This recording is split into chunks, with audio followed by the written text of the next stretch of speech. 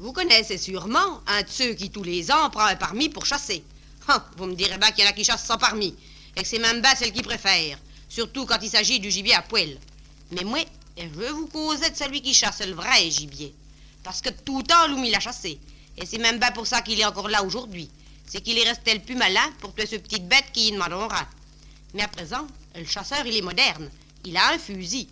Et selon sa nature et son âge, il choisit un rapport. À 20 ans, il faut un automatique. 3 coups, c'est bien juste. Un rapide, c'est même mieux. Ça peut aller jusqu'à 8. Parce qu'à cet âge-là, ce qui compte, c'est le nombre des coups qu'il pourra tirer. Et de 30 à 50, il est plus raffiné. Il voudra un superposé. Là, 2 coups, ça y suffit.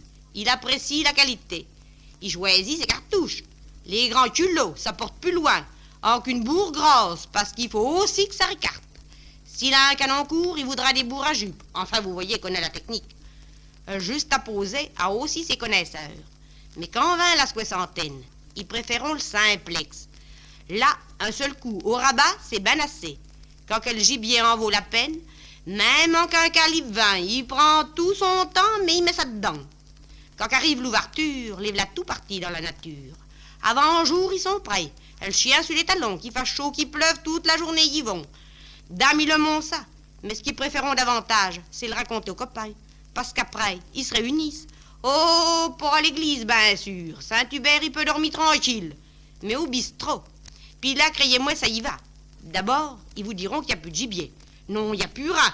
Il n'y a plus de bouchure, son champ sont tout brûlés. Et puis tout Dieu médecine, ça tue pas que les échardons. Le verre de la tige, elles liseront.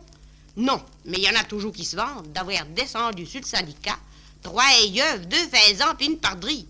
J'en connais dire qu'on avouait qu'elle était bredouille. Et puis dans ce cas-là, c'est toujours la faute du fusil ou pas des cartouches qui valent rien. Et puis il y a aussi ceux qui tirent n'importe où. Et puis surtout ceux qui bougent. Oh, ceux-là, quand ils sont connus, ils les font marcher devant. Et puis dans ce cas-là, vaut mieux savoir plonger, même quand on n'a pas appris à nager parce que des plombs c'est vite récolté. Et puis il y a ceux qui ont une chasse. Ah, ceux-là, ils sont organisés. Ils ont un garde, ils lâcheront du gibier. Des faisans, des grandes queues. J'ai même entendu dire qu'il y avait un président qui avait tué le pan d'un voisin, criant avoir eu un vénéré. Mais comme c'était pas un fiévreux, ben il a fait manger en pâté.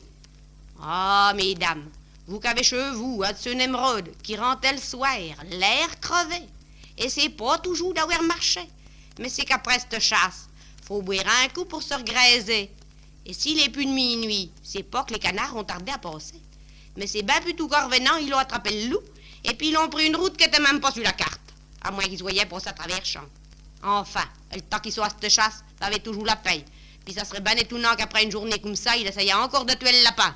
Aussi, laissez-les donc continuer, parce que quand ils iront plus, il y a bien d'autres choses qui sera terminées.